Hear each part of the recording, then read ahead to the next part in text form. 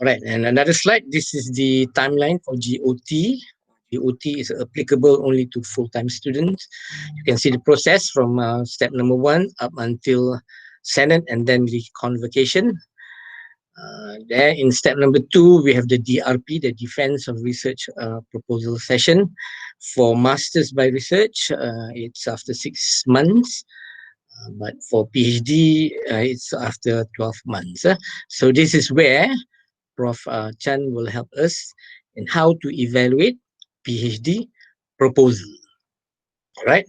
And the next slide, this is on number of students not doing their defense of research proposal. For full-time, it is plus minus 6 months. And for PhD, it's plus minus 12 months. And for part-time, it's for masters, it's plus minus 12 months, and for PhD, plus minus 18 months. You can see from the statistics, some number of students who had their DRP before due date is in blue, and number of students who did not, who has exceeded the timeline for the DRP, and they are in red. So you can take a look at your faculties. All right.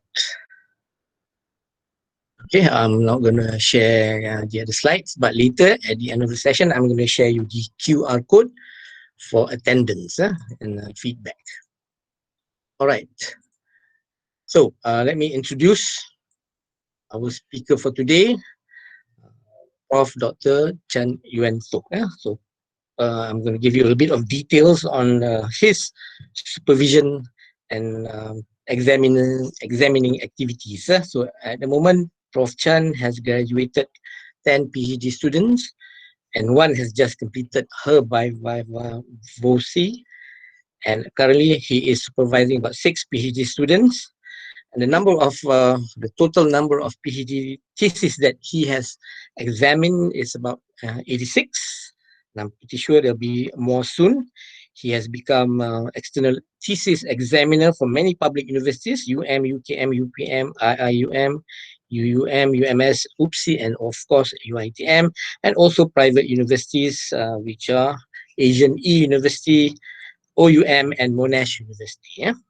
So without further ado, Prof. Chan, this session is yours. Thank you, Dr. Izam. Thank you to IPSis for inviting me to share my experience here with all the supervisor and postgraduate students. Good afternoon to all of you. I'm going to present my PowerPoint here. Give me some time, okay.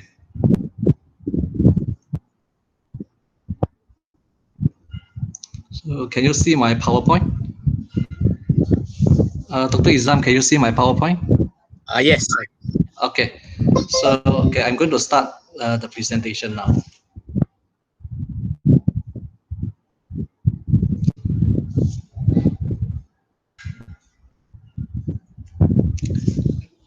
Okay. Okay, today I'm going to talk about evaluating PhD proposal. Doing a PhD is a daunting task and it's a long-wind process. Normally, it's not easy to complete a PhD. So far, I have marked many theses, and from the process of marking the thesis, I learned some experience that I would like to share with all of you.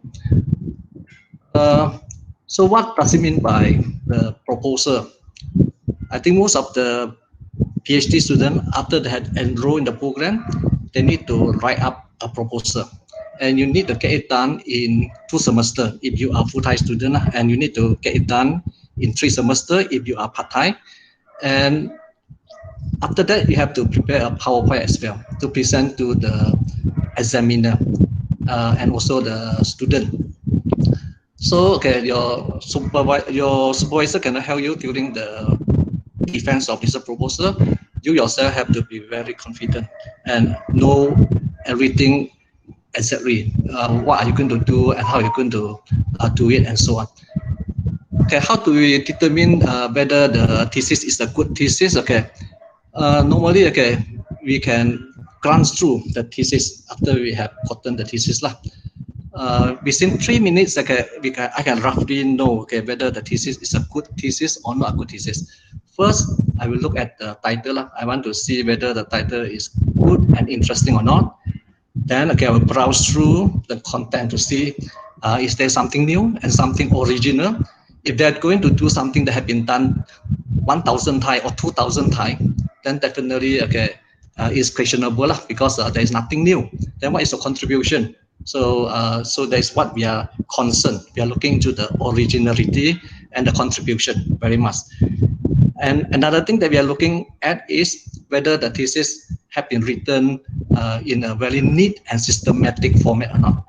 And the literature should not be just descriptive, because that is a common problem among the postgraduate student. And the student normally they try to cut and paste. And we see that most of the time students are listing the literature. If you are listing the literature, then we cannot see your writer voice, we cannot see your argument, we cannot see what are you going to do, why you want to do like this. There is no justification. So we want you to tell the what and why as well in your literature. So when we glance through, we can roughly see in the first 3 minutes before we are going to examine the thesis thoroughly. Then another thing that I'm looking at is the method. I want to see whether the method match with the research title or not. Does it match with the research objective, research question, the problem statement, and so on. So actually, the whole thesis must be consistently presented from chapter 1 to chapter 2 and chapter 3. So consistency is the key word. So and we need to make sure that the method match with the content, the method match with the problem, match with the research objective and research question. Then we are looking into the technical aspect. So the thesis must be technically correct in the 3 chapters and appendices and so on. So there are some format that we need to follow. So if the student have followed the format strictly, I think then they will have this issue. So not so important thing is the technically correct, but actually it's also important because most of the students sometimes they never read a thesis and they just start their proposal. So that's why they're having a lot of problem when they have drafted their thesis. Now we are moving on to the detail of how to examine thesis and how to supervise PhD student.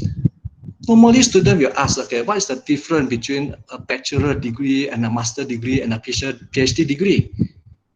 So, when you are at the bachelor degree level, normally you are specializing in one area. You just want to gain the knowledge only, very much of gaining the knowledge. When you come to master level, you are deepen your knowledge in that spatial area.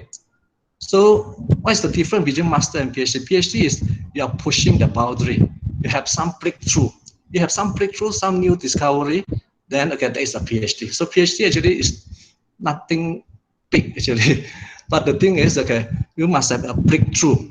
So that breakthrough is not easy because how can we determine whether there is a breakthrough, there is something new or not? That there is something very subjective, and also will be determined by the examiner. So you have to make sure that you have some breakthrough in your PhD. We are doing a PhD study. The format of a research proposal, as all of us know, a research proposal consists of 3 chapters.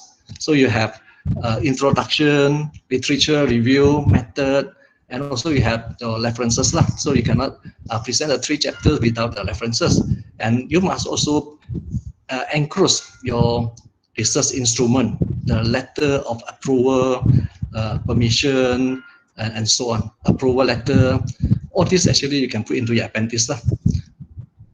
So different university and different faculty, they have some differences in their format, but roughly research proposal, we have these 3 components. You will have the chapter 1, chapter 2, chapter 3. And how long the chapter should be? So actually it's quite subjective also.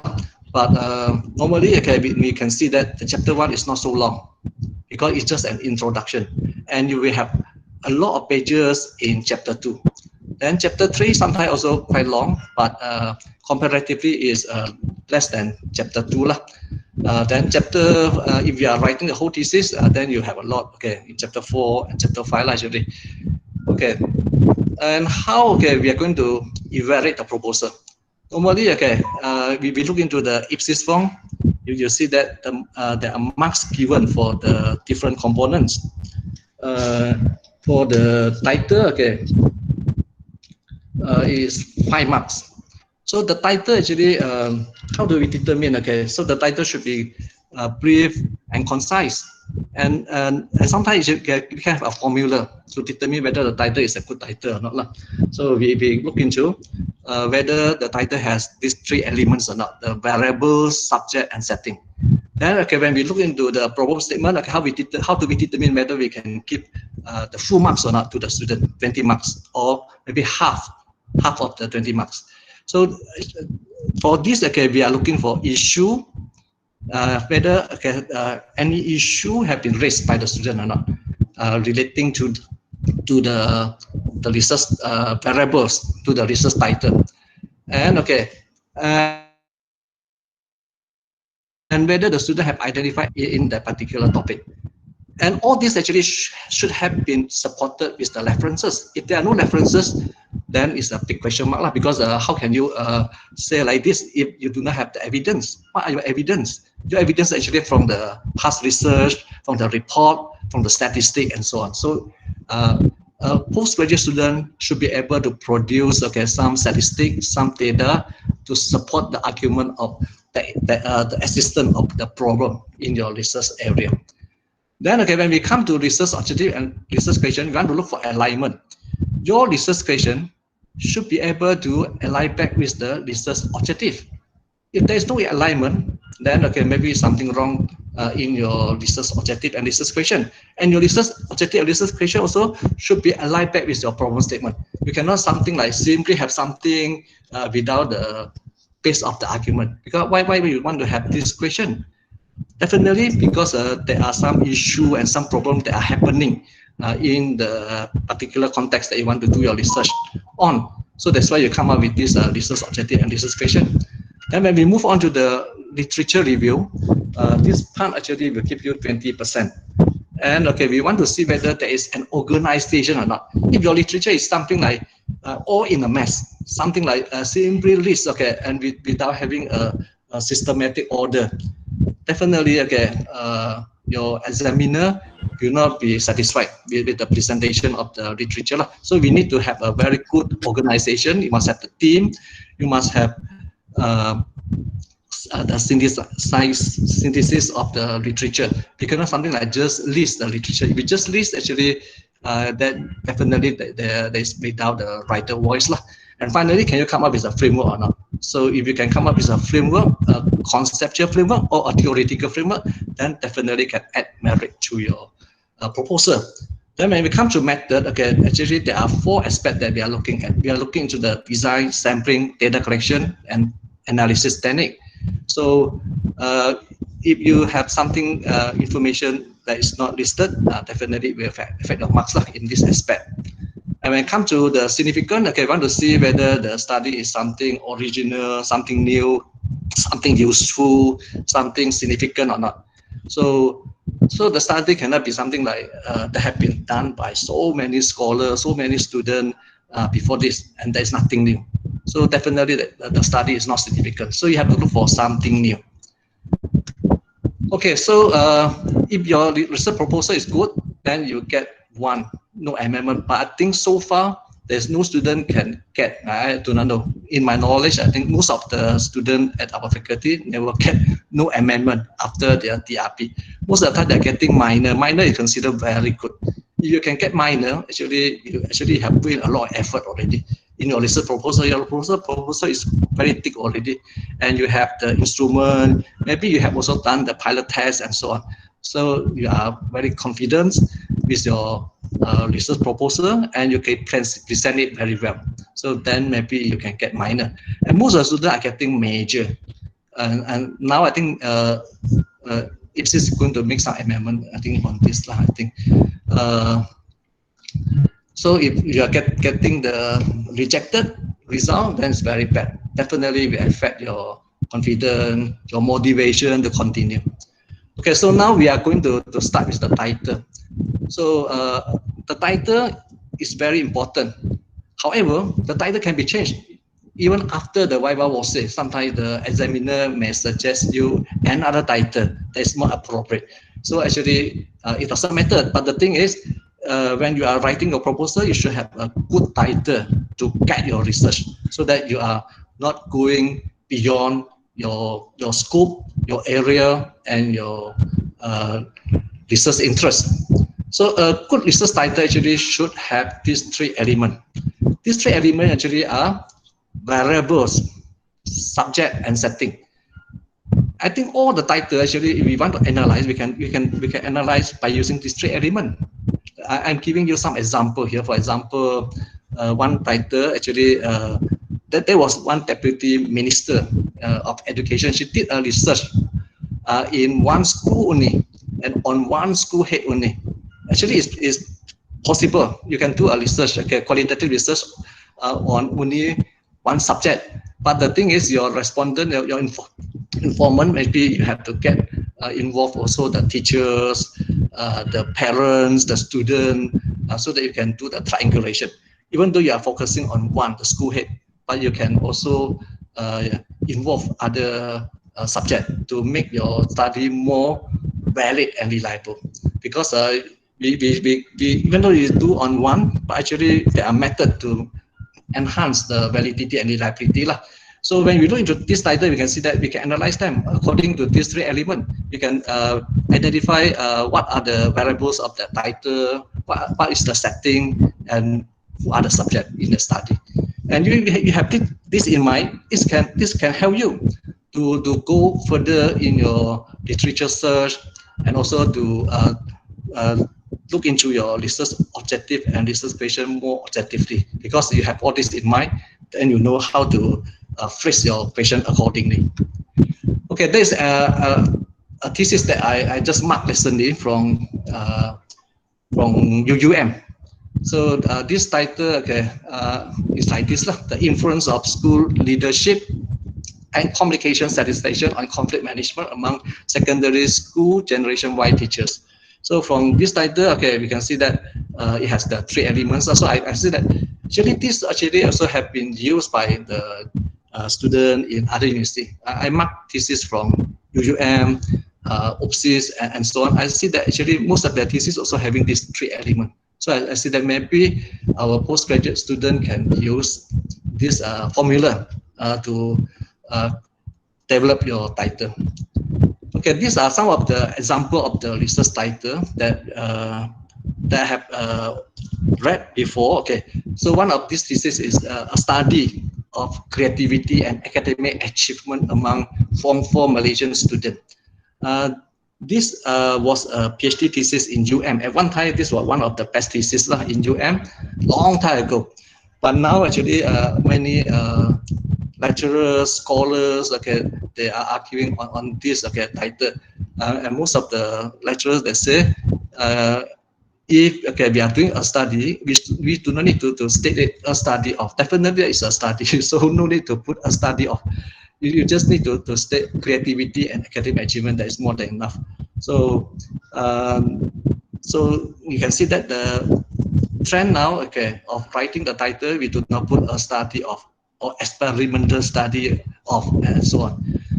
Okay, and from the title, actually also some how we can guess, okay, what research design that you are using. So let's say, for example, the first one definitely is descriptive correlational. The second one also descriptive correlational. Then, okay, when we move on, okay, to some other title, this title is from UPM, Psychological Empowerment of Secondary School Principal in Sarawak. From the title itself, we can see that that is a descriptive correlational research. Then, okay, followed by, okay, music preferences is descriptive. Then the last one, an alternative way. Okay, this title actually obviously there is an experimental study, because You want to see the differences, okay, between the experience of two groups of teachers using the normal method and the alternative method. So normally you need to use experimental study lah. Okay, and okay, from the title itself, also we can differentiate whether there is a quantitative or qualitative study. If qualitative, normally the title tends to be longer lah. For example, okay, this was a title from Yuen, creating supportive work climates for teachers in an era of reform. Case study of not from Yuen, from Michigan State University, and this thesis has won Best Thesis Award at one time lah. So this study actually have been conducted on only 3 school principals, finally ended with only 2. So in qualitative, how many is sufficient? Actually, it can be 1, can be 2, can be 3. But you need to also involve other respondents to triangulate the data. So you cannot, something like, I do my study on 1 school head, and I just ask the 1 school head. Definitely it's not enough. So definitely you need to involve also the teachers, the students, the parents, and so on to triangulate the data to show that the data is valid and reliable. So okay, from the title, okay, we can see that we can do some analysis. We can know whether the title will indicate whether this is quantitative or qualitative research, and also whether it has the element or not. If okay, we cannot really use the formula of the 3 elements. We as long as okay, the title can reflect the research intention, that is good enough already. So sometimes we cannot really put in the subject, the setting, and the variables. So if like that, okay, then okay, as long as the title can reflect the focus of the study and the intention of the study, that is good enough. Okay, so what are you going to write in your chapter 1? So chapter 1, normally we have all these elements, introduction, background, problem statement, research objective, research question, hypothesis, definition. So, okay, and most of the time, student and supervisor also will get confused. Even though I mark many theses, sometimes also I get confused because sometimes when I read, I do not know whether they are writing introduction or they're writing background of the study. So what is the difference? And we look into the literature, we find that the introduction actually should introduce the topic. And the background, we have to talk about the existing data of the topic. So actually, they are very close. They are interrelated. Introduction and the background. Sometimes also we get confused. The differences between these two and the literature review, because in introduction and background, also we have the literature. So what is the difference? So actually, it is quite difficult to differentiate. But most of the time, maybe students, they are introducing the concept in the introduction. Then they talk about the latest development of that variable or the research topic, the latest development in the background. So these are acceptable. So if you do like this, it's acceptable. So introduction, we introduce the study. So sometimes we introduce the concept, introduce the variable. Then when it comes to the background, we talk about the latest development of that particular topic. So, but maybe if you ask how to differentiate, I think it's very much like drinking water. So only you know when you taste it by yourself. So only when you do it by yourself, then you know the difference. After some time, you know the difference. Okay, problem statement. Problem statement, just now when we look into the assessment of the research proposal, we find that this component is very important because it will contribute 20% of the marks of the proposal. So that's why we are looking into this component very much when we are marking the research proposal. And when we are supervising the student that time, we also look into this very seriously. We want to make sure that the student won't have problem in the problem statement. And most of the time, students are having problem in problem statement because they try to ask many questions, and they think asking question is listing the problem, but it's not enough. If you raise all the problem and without providing the evidence, that's finally that is not objective enough. definitely that is not acceptable because there is not systematic and then not scientific way of doing the research. So you need to look into it very seriously. Okay, and make sure that the problem must be researchable. So sometimes your supervisor may suggest to you some very interesting title. For example, when I first enrolled in my PhD in UM, long time ago. So my supervisor asked me to study the creativity of CEO in Malaysia. The title is very interesting, and the problem maybe also uh, very interesting to my supervisor, but it's not researchable by me because I have no contact, and definitely I will not be entertained by the CEO if I go to see them. So after that, I decided not to do on CEO, but I try to do my study on school head because I'm doing the training for school head at Institute Aminuddin Baki, and they are accessible to me. So that's why when we look into our problem, we have to make sure that there is something worth investigation and also accessible. If worth investigation but not accessible, also is a big question mark for us because how are we going to approach them? Are they will they entertain us? Will they spare their time for us or not? And so on. Definitely, it's not that easy lah. So we have to be also quite reasonable in that aspect lah. And the problem must be suitable for the particular researcher and should be ethically appropriate lah. So okay, and how do you look into your problem? Okay, so first you have to look into your area of study. So what area? Because here okay, we have supervisor from different faculty and postgraduate student from different faculty as well. So definitely your topic will be different from one to another. So you need to look into your subject area. Then you need to find out what are the issue in your research area. You have to narrow down because doing a PhD, you have to be at a very in-depth level. You have to go to a very in-depth level, and you're not supposed to look into all the general thing and at a very broad-based approach. So you must look into your topic. You have to narrow down to one small topic. Then you have to find the problem and the concern. If there are no problem, definitely there are some concern that you have on that particular topic. Then you need to look for evidence. What are the evidences? Okay, what are the references that you have in the past study that have indicated that there are problems there, there are issue there, there are concern there, and what is lack of? So there's the research gap. What is lack of? Maybe they are using this method, not using that method. Maybe they're using this group of subject. They are not using that group of subject. Maybe they are looking into these few variables and not that other variables and so on. So then you need to maybe address the deficiency, and you can propose okay how you're going to address that in your problem statement and so on. So that is how you are going to write up your problem statement. So your problem statement should be very interesting, should be very convincing, and should be something worth for research, something that can attract other people's attention to look into it and so on, to attract your attention to look into it, especially you yourself.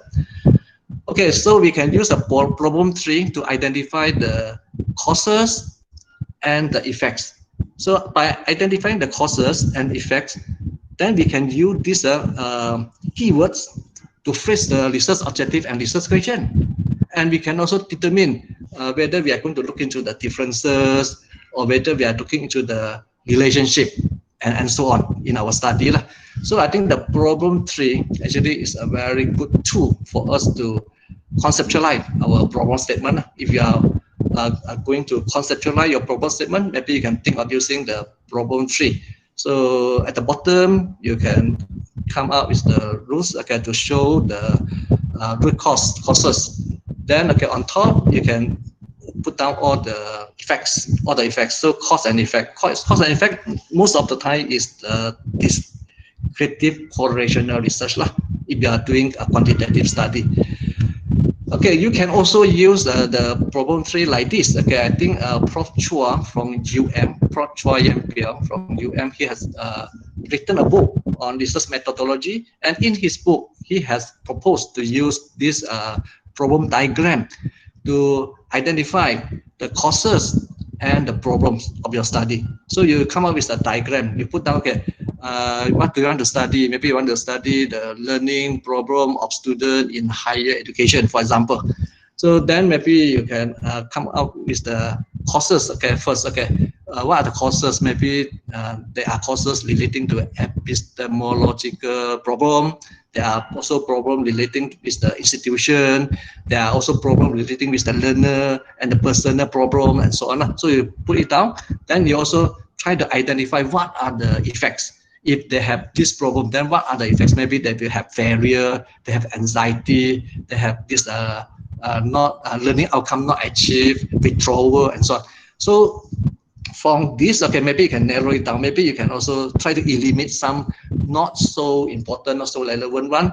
Then, okay, finally, you finalize your research objective and research question. Then you write up your proposal statement. Definitely, your research problem and research problem can align with your research objective and research question if you do it in that way, in this way.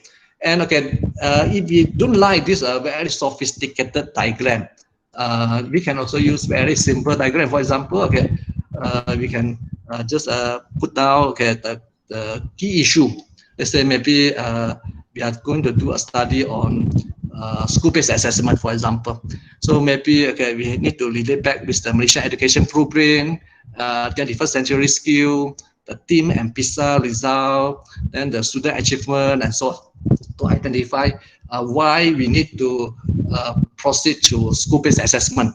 So from this, okay, issue, we can write up the problem statement. But don't forget to put down the references as well, because if you have all the issue and problem and research gap, okay, other than that, you also need to look into the research gap, what have been done in the previous study. So in your problem statement, you need to see what have been done by other scholars and what are still lack of, and how are you going to address that the gap, the research gap.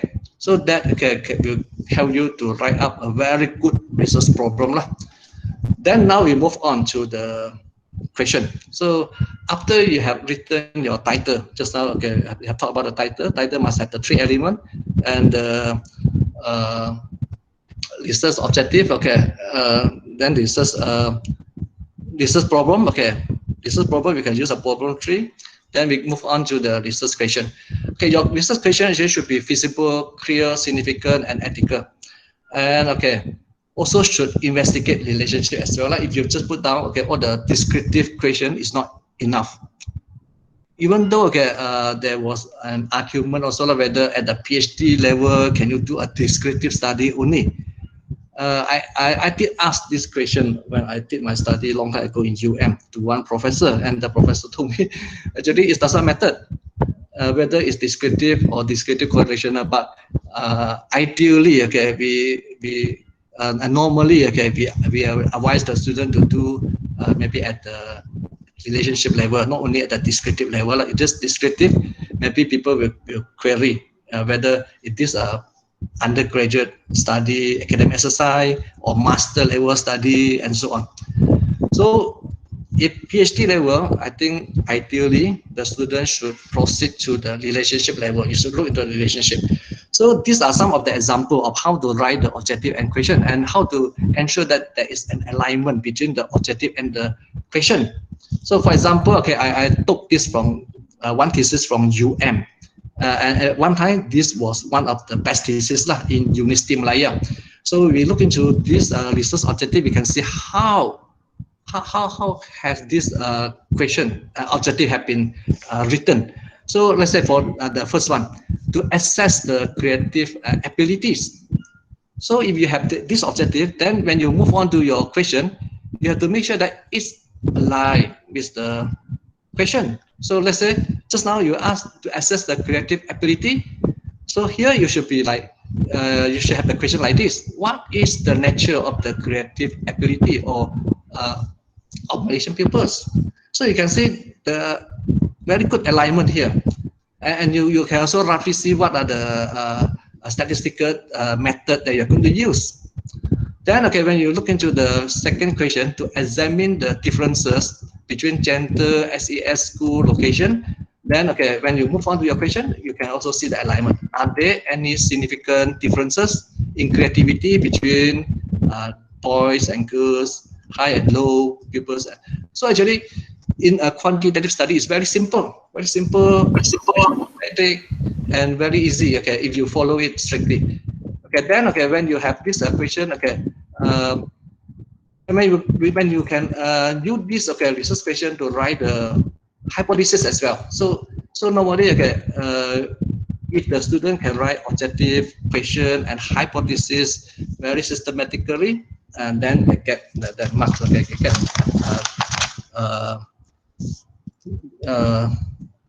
the marks for the research objective and research question. I think roughly 20 marks. So actually a lot.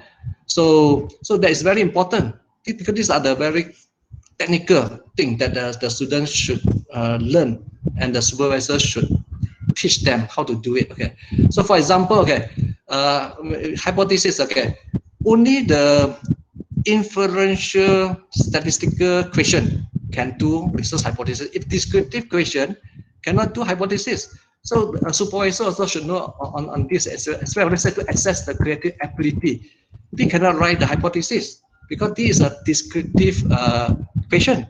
If to examine the differences, this one we can write hypothesis. If to examine relationship, we can write hypothesis. And when we write hypothesis, we also have to make sure that one-to-one, because sometimes we also notice this mistake in the thesis, because in one hypothesis there are so many elements. Definitely it's not correct, because you cannot do a hypothesis on many things in one hypothesis. Cannot the hypothesis, because you're going to reject or accept the hypothesis after you have done the analysis and so on. So definitely should be one-on-one. A different in creativity between boys and girls, between gender. That's all. Cannot between gender and SES and so many other things like cannot. So this okay, we have to put into our mind, and also we have to alert our student on this. So hypothesis should be one-on-one. Okay, so now okay, can we move on to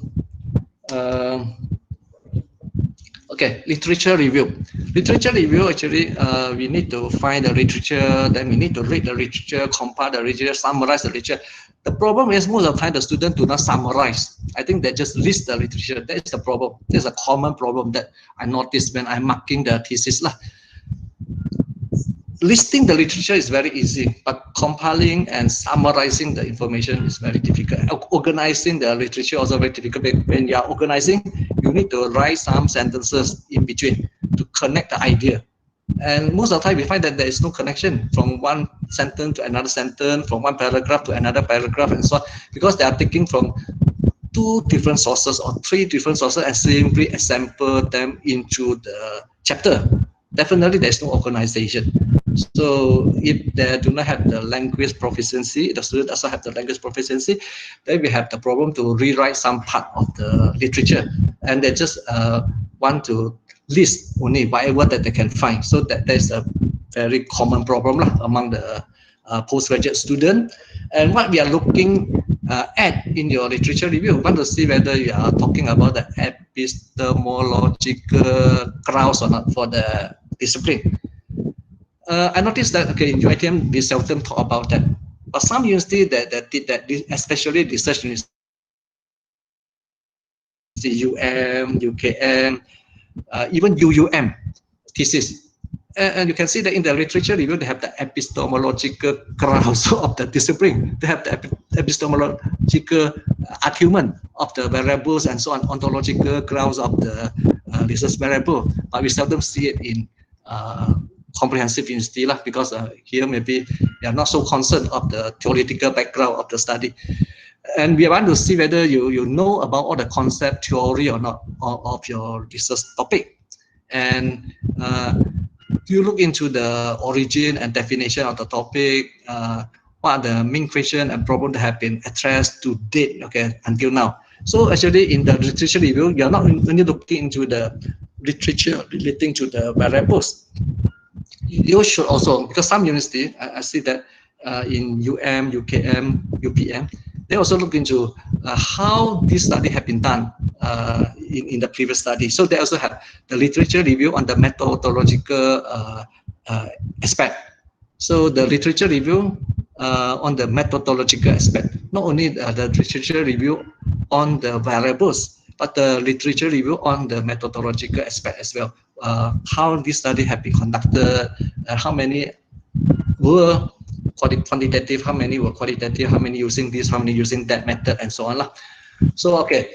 So when you are writing your literature review, you want to make sure that the student have cover this aspect, the current status of the topic. Have you covered the current status?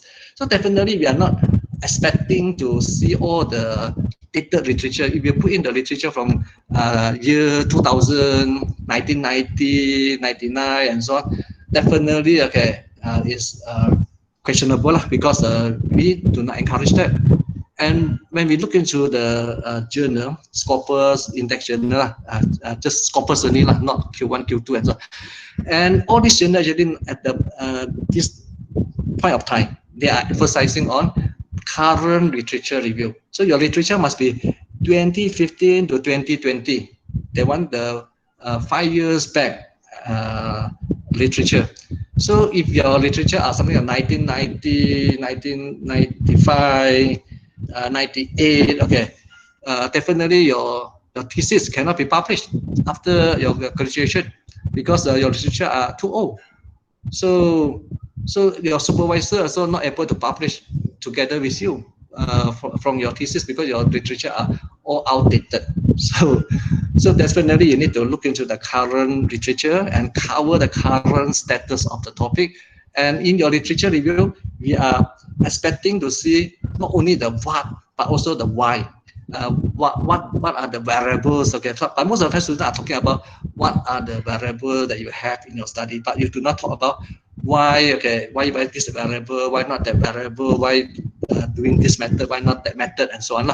So we do not see the justification very much, and we want to see justification actually very much, especially at the PhD level. Like in master level, I think the different maybe you're talking about what, but at the PhD level, not only what, but you have to tell why.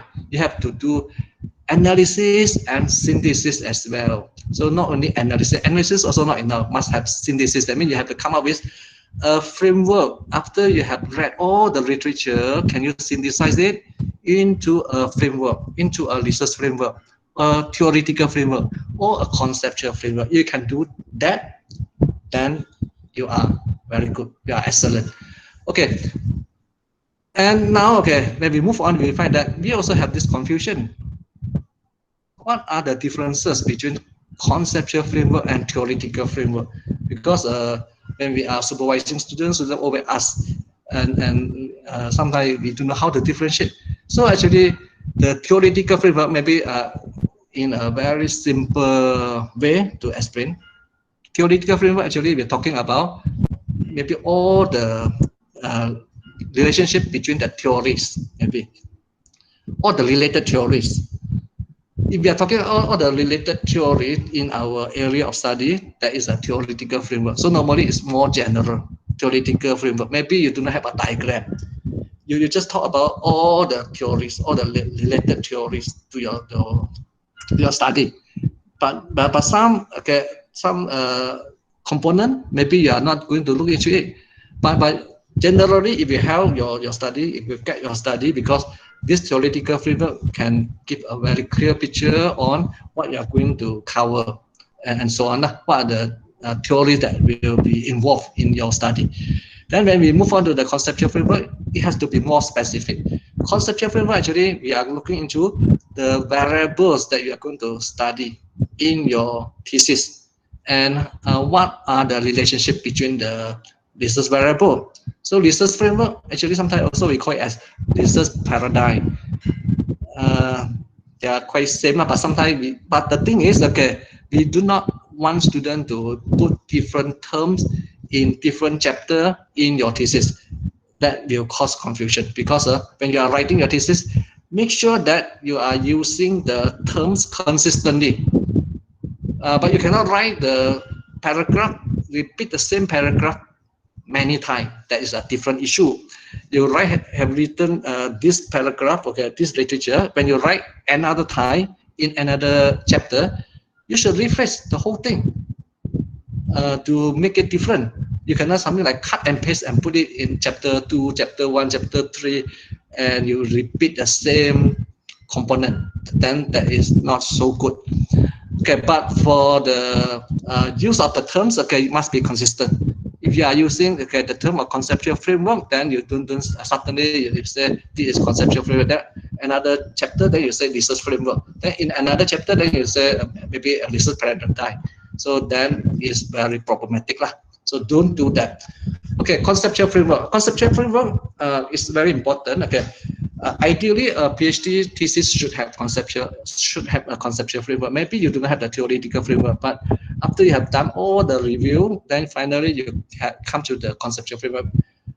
Okay, because in our assessment form, we see that we want to see whether there is an organization of the literature or not, whether the student has organized the literature accordingly or not. Then finally, can they come up with a framework? So this actually also indicating the two higher order thinking skill, because organization is very much like synthesizing. Conceptual framework also synthesizing. So that's why at the PhD level, we want to see the synthesis skill of the student. It's not only analyzing. So but before you can conceptualize, you can synthesize something, you need to analyze.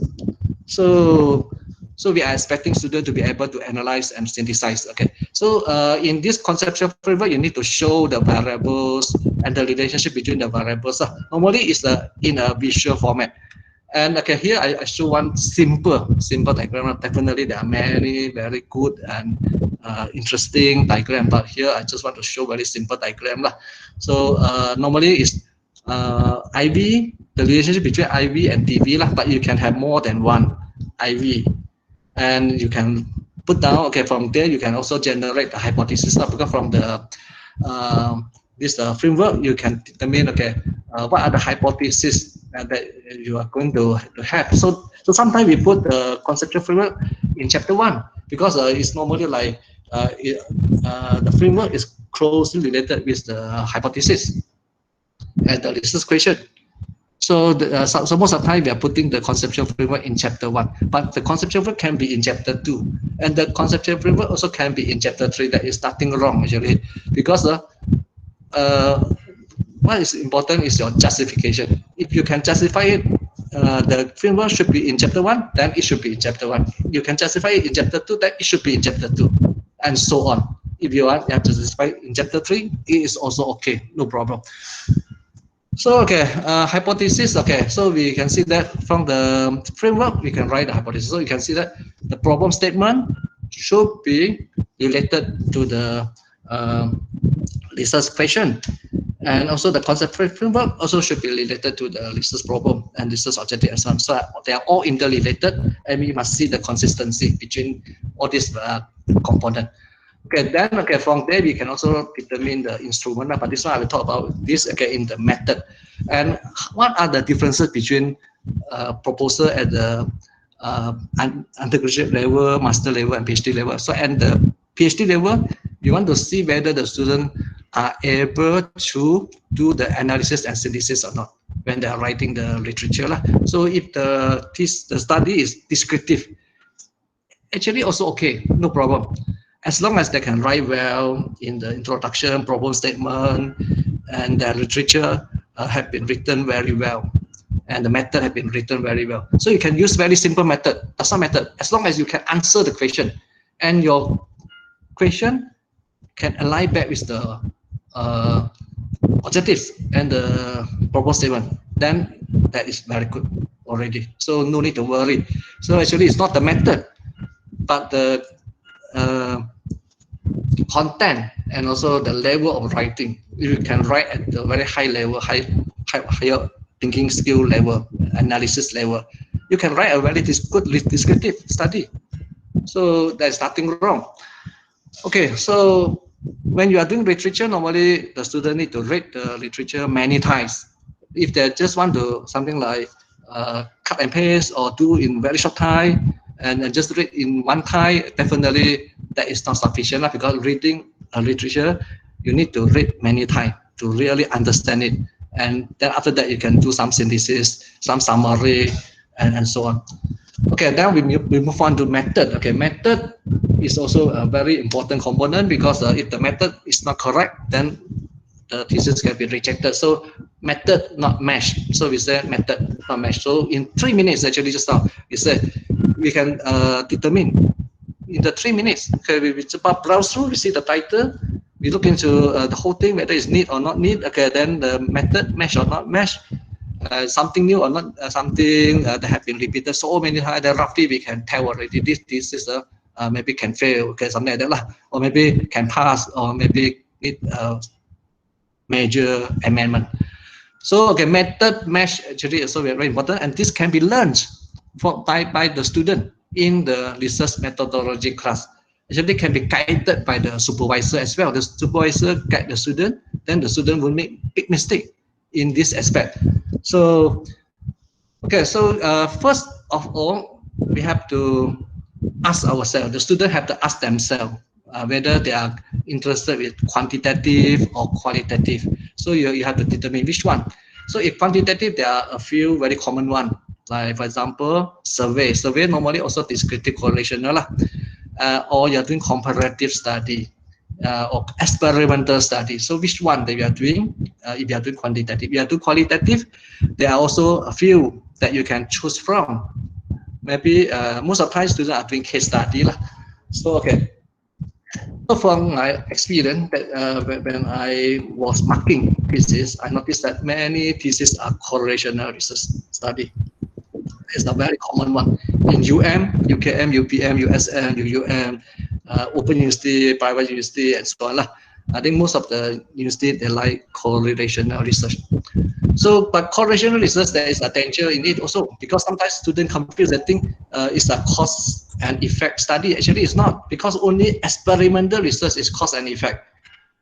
Correlational is a descriptive research actually. So actually, we cannot actually when we write, we have to be very careful with our statement, because we cannot overclaim. We cannot say this caused this and so on, this caused this effect. It definitely is wrong, because this actually is not correct, but may cause, okay, maybe. So we have to be careful in that, maybe writing the implication of the study lah. Okay, so then when we move on to case study, we find that okay, case study is also very common one, because in qualitative sometimes we see that they are doing a study on one school head or two school head, or maybe they are doing a study on one manager or two managers and so on. So maybe one school or two school and so on. So this is a very common method in qualitative study. So here I'm not going to discuss further on this. Okay, I just want to highlight these are the two that are very common one. Then we move on. Okay, then after we have identified the method, okay, let's say quantitative or qualitative or mixed method. So method actually there are three normally. So we also don't confuse with the method and design. Design, okay, we have descriptive, correlational, experimental, case study, phenomenological, and so on.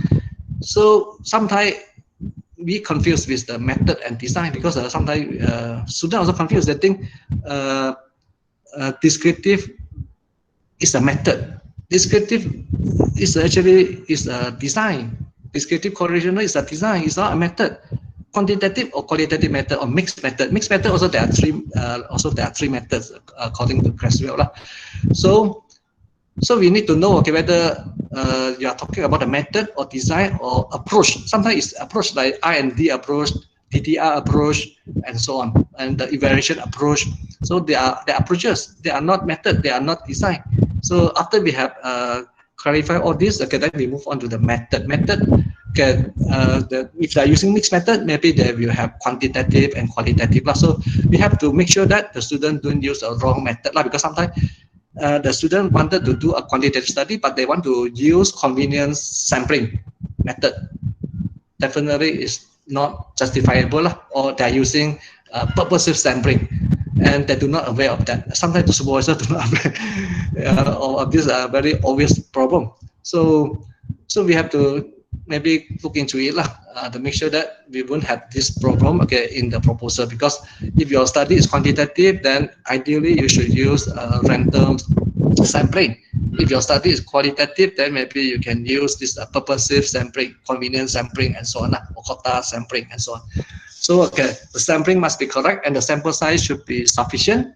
And we can use this sample size calculator to roughly calculate, okay, how big is the population size, the margin of error that we can tolerate with, the confidence interval level, and what is the response rate, and so on. How is the response rate? Then when we can roughly estimate, from this calculation, we estimated roughly 377 respondents are sufficient for this study. So normally for quantitative study, to be simple, to talk in a simple way, we can say that you need to have roughly 383 respondents. But most of the time, we need to also prepare of non-return rate and so on. Prepare for the non-return rate. So that's why you have to increase the sample size to maybe another 10% extra or 20% extra, so that even though many do not return, maybe 20%, at least you get 80% of the response rate. Then you will have enough, okay, respondent. So that's why normally we increase to 400, 450, so that to ensure that we can get back 383 respondents at the end of the study.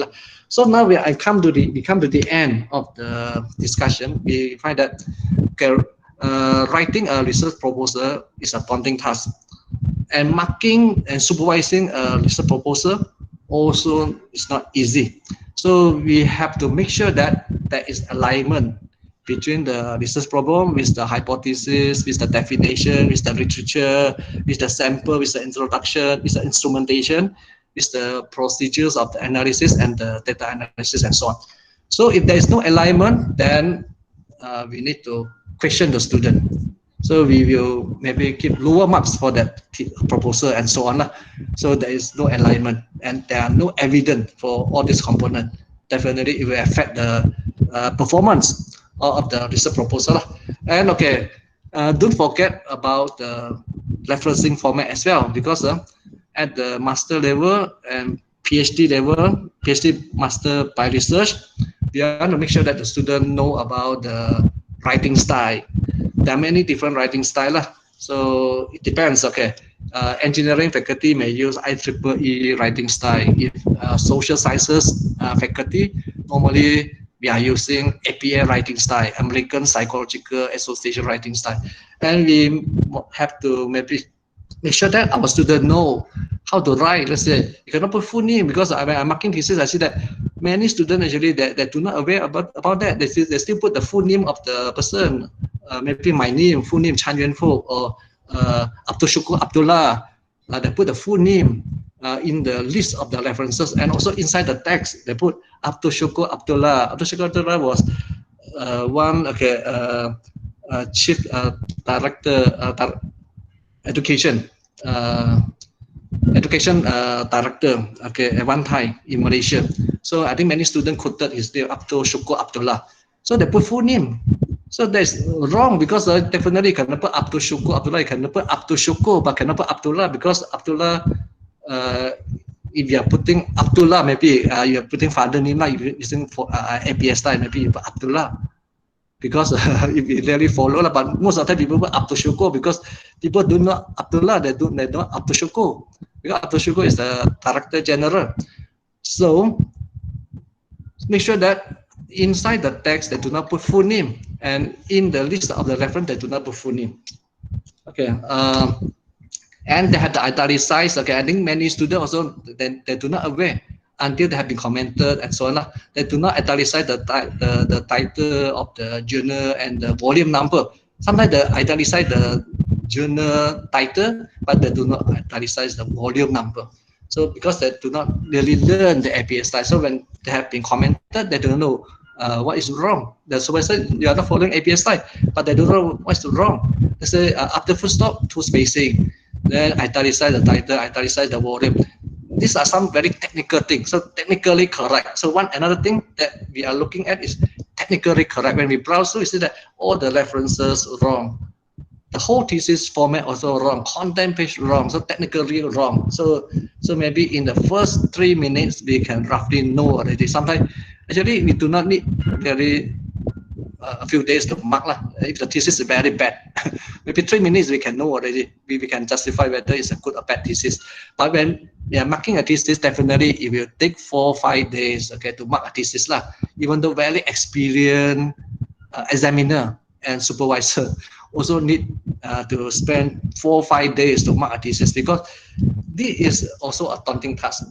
A daunting task for student to complete the proposal, but also a daunting task for the examiner to mark it, because we need to understand your research focus, and we need to give the benefit of doubt to the student to understand why you do like this, why you do like that, why you have this, why you don't have that, and so okay, references must be correct. Then you must also have the appendices. So make sure that you have the copies of the instrument, because sometimes the student wanted to do a research, but they will look for the instrument. After they have presented the proposal, then okay, they try to look for the instrument. Then finally they find that they cannot get the relevant instrument, or maybe they have to develop their own instrument. If you develop your own instrument, that is very problematic, because you are not an expert in your area. So it's very difficult, it's very challenging, especially if you want to develop your own instrument. So if possible, you adopt and adapt the instrument. You make some changes, then you check the reliability, validity, and so on. But don't try to develop your own instrument if you are doing quantitative study. If you are doing qualitative, then it's different. Okay, then you also need to put in the result of the pilot test, your institutional application and letter of approval, participant approval form, timeline, all these are in your appendices. Okay, then okay, neatness. Okay, make sure that you follow IPSis, follow University House format, and okay, make sure that okay you apply to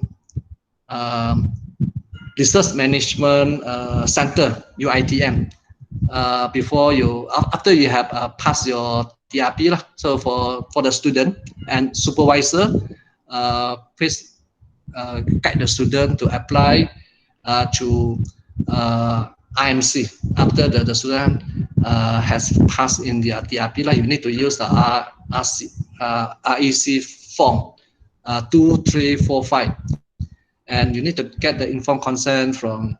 If you are going to do your study in school, you need to get the permission letter from EPRD, from State Education Department. Sometimes you need to also apply to the District Education Department and the school themselves before you started your data collection. So make sure that you are following all these regulation. You are fulfilling all the ethics requirement before you embark on your study. So okay, we find that okay, actually doing a PhD have some similarities with the marriage also lah. So normally it takes many years to complete your study lah. So like going for a marriage take many years before you can proceed to that, and you need to start with a proposal. Then you are normally going for a marriage normally are foolish young people in love, and for PhD normally foolish young people without a job. This is a joke only lah, but most of the time okay we are making a joke on this lah. Okay, so you need to know how and so on lah. So if the student are not hardworking enough, then you're never able to complete your PhD lah. So these are something that we need to put into our mind. And how to finish a PhD on time? Okay, so first we must have very strong determination, begin okay with the end in mind, and record our progress as well, because we have the progress research progress form. We have to put it down. We have to make appointment to meet with the supervisor, and don't do so many things at one time. Do one thing at one time. That is very important because sometimes we are very ambitious. If you are very ambitious, you are never able to achieve your target. So don't do that, because we cannot do so many things at one time. Do one thing at one time. Choose a dissertation topic you are passionate about. Do something that you have very strong interest in, and something that is feasible. Don't do something that is not feasible, because we want to do something for maybe lifelong. Don't do for lifelong because you want to complete it. You want to GOT. So GOT is very important. Graduate on time. Work on your strength, not on your weaknesses. So you have to look into your strength. If you are not good in quantitative, don't choose quantitative research. If you are not good in qualitative, not good in writing, don't choose qualitative. Choose quantitative. So you see which one that is good for you. So you can choose to make sure that you can complete your study lah. If you cannot approach that group of the respondent, don't do. You cannot get the material, don't do. So make sure that your topic is something accessible, doable, feasible, and something that you can complete on time, something that you have very strong interest to do it, and so on. So I think that's all. Okay, thank you. Okay, thank you very much, Prof. Chan. Now I would like to open the session to questions. We don't have a lot of time, but do ask questions.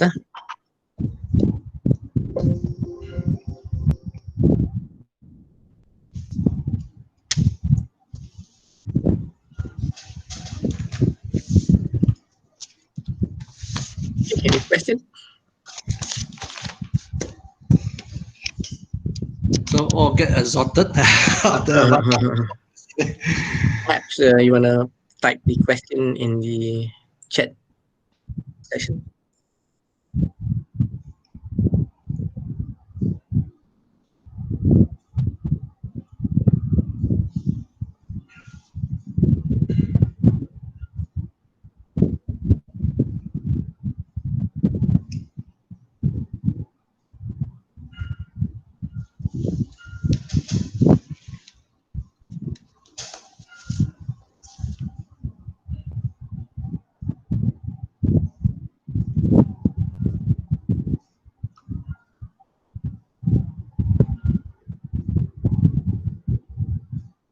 I assume everything is clear. That you don't have any question. I'll give you one more chance for any. Yeah, there's one question. I think from how many respondents are appropriate for a qualitative research? Okay, so yeah, can you hear me? Yes. Okay, so how many respondent for a qualitative research? Just now, actually, I have also discussed about that. Okay, so actually, it's very subjective.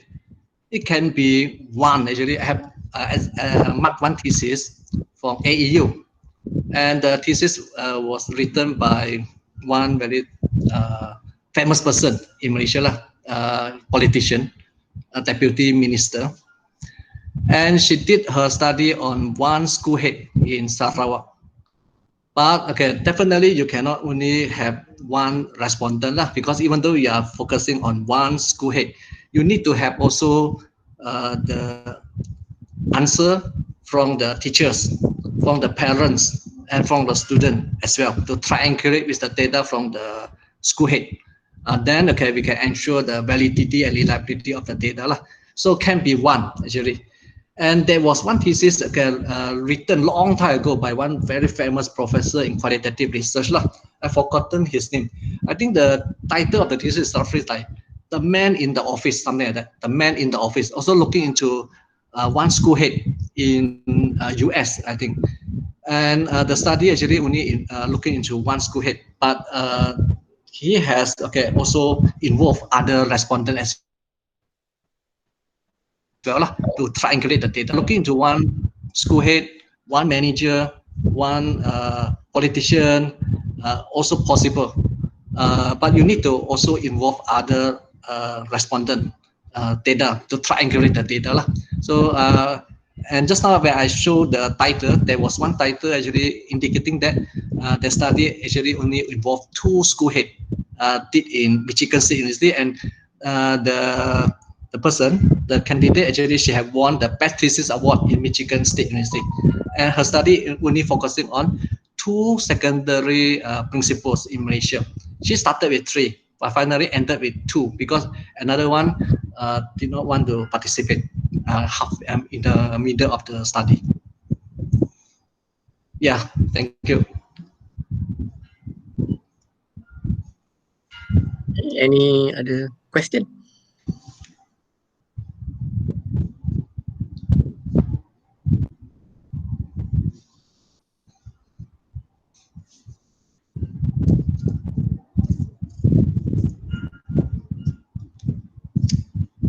All right. In that case, if there are no other questions, I would like to thank you, Prof. Dr. Yuen Fook, for the very insightful and very helpful session. Yeah, we have one. Is it better to do multidisciplinary in PhD? Multidisciplinary. Don't do too many things at one time. Do one thing at one time. Actually, multidisciplinary, I think that one is for TRGS. If you are doing TRGS research, yeah, okay. But I think at the PhD level, don't do too many things at one time. Don't do multidisciplinary study. Do in your own discipline. That is our advice, lah. That is my advice. Okay. All right. I think that will be the end of the session. Okay. Once again, I'd like to thank Prof. Dr. Yuen Fook for the very insightful and helpful session on how to evaluate a PhD proposal. And also, I'd like to thank everybody else who has attended this session. So the next session, I think, will be tomorrow. All right. So I've already shared the link to the attendance and also the link to the slide presentation. Thank you very much. Okay. Thank you. Thank you, Prof. Chan. Thank you, It's a everybody. great session. Thank you. Okay. See you all. Yeah. Yeah. Bye. Yeah.